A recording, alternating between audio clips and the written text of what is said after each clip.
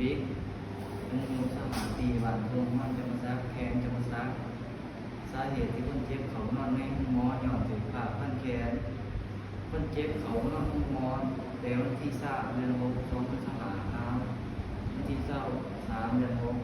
2565ครบ3 วันจะมาล้างบาดแผลให้คนเจ็บสวัสดีคนเจ็บคือเถาบิ๊กเป็นสถานปีบ้านทงมันจะมาซักแขนจะมาซักข้างนอกโดย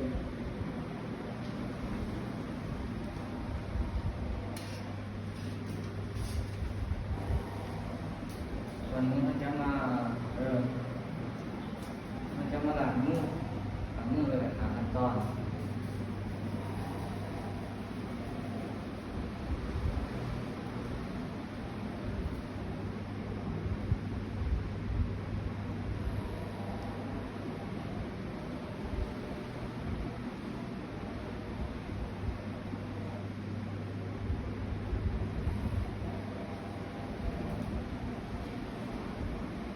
เก็บอุปก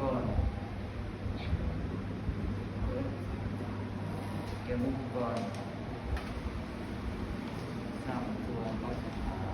ตั้งเกิดไม่อยากได้แล้ววันนี้เขาจะเอาปิดผากลางหมอนพัดลมแล้วก็ไฟนี่เจ็บสว่าง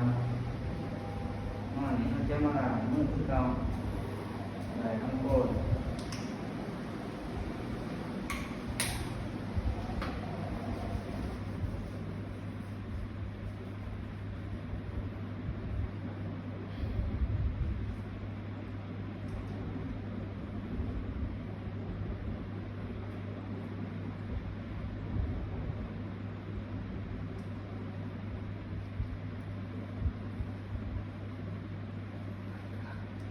นี่เขาจะมาเปิดเครื่อง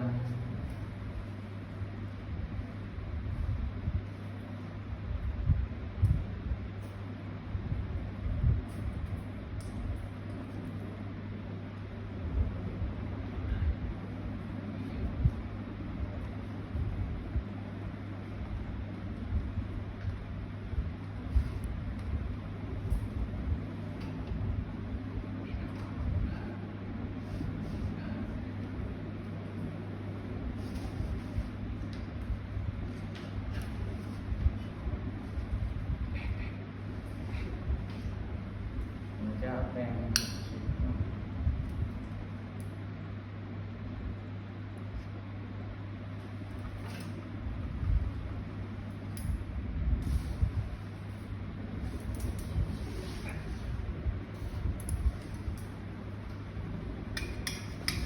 จะมาจัดก่อน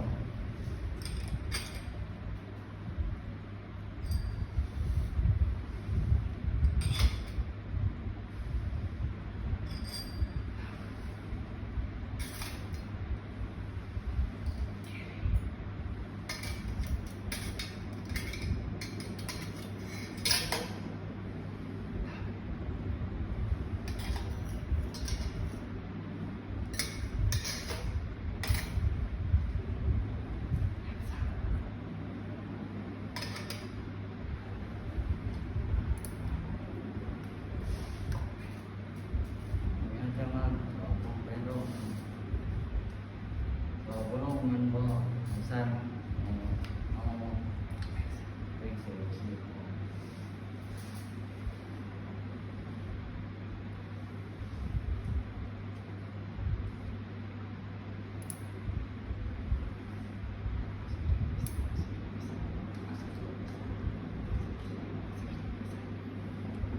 เอาต่อมาเอา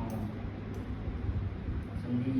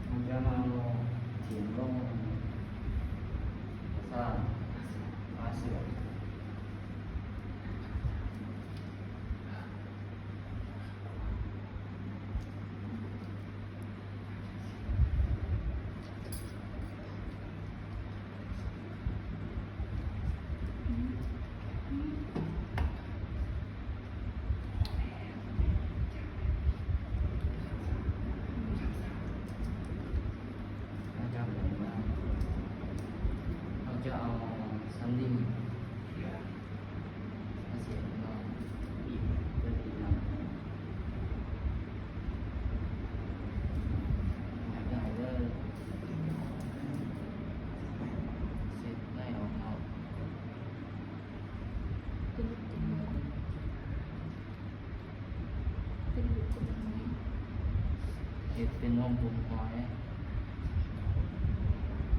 หาค่าเจ็ด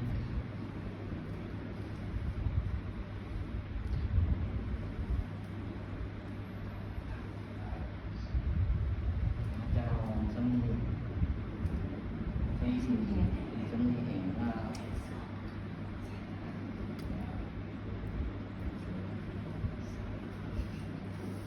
เช็ดอย่างเก่าเพื่อให้บาดแผลมันสะอาดก่อนเนาะ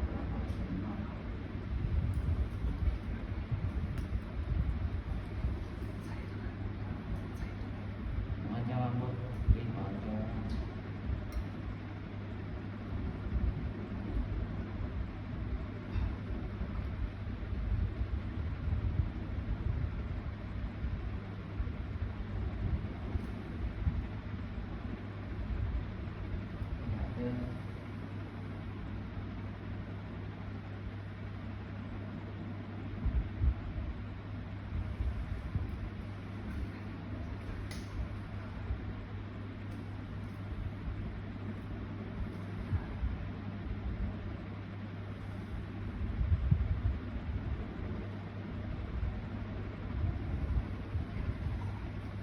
เนี่ยทุกตอนเนาะ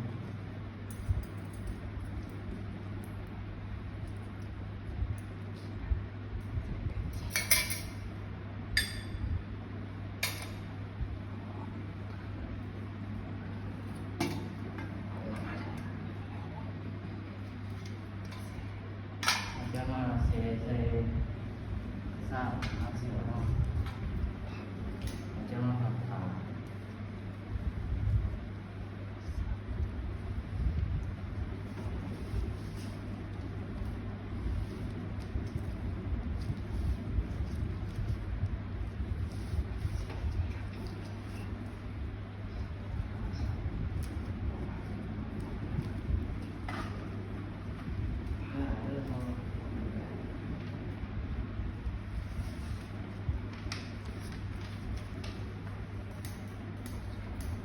จะมาแกะตัวท้องน้อง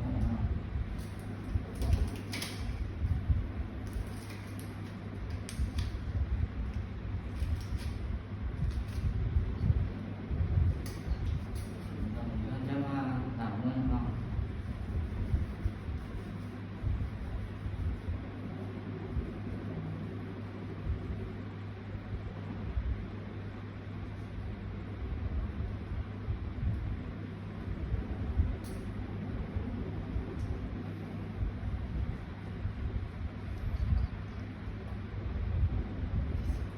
วันนี้ถ้าเราเนี่ยจะมาตีสควอตเก่งมาก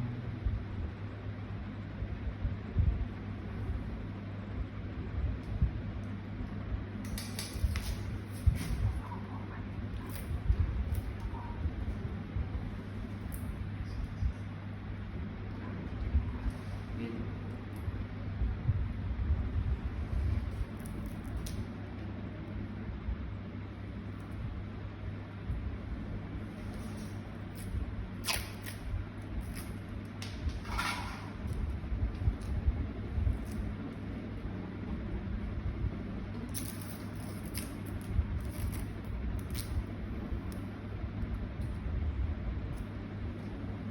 เป็นห้องที่เดียวเขาจะมาให้สุขศึกษาเก็บเนาะ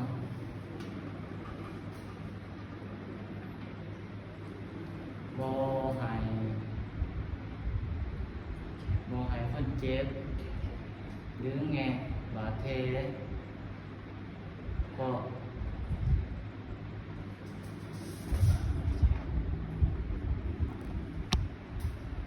แผลเพราะเมื่อ